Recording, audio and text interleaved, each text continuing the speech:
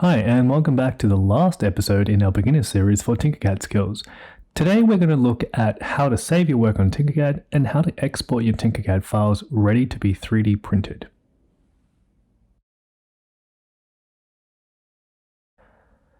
First, we're going to look at saving your work. Let's just say that I've got this smiley face, but I want to work on it on another day.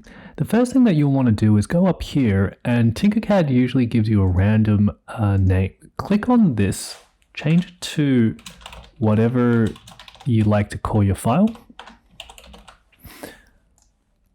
and then make sure you hit the TinkerCAD dashboard logo, and then you can see that it is saving your work.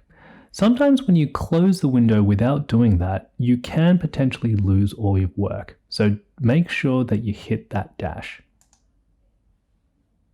If you want to go back into it, you simply click on the file, click on Tinker This, and you can go back, continuing doing whatever it is that you needed to do.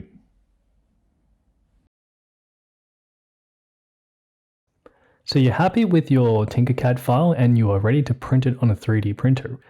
What we need to do is export this as an STL file.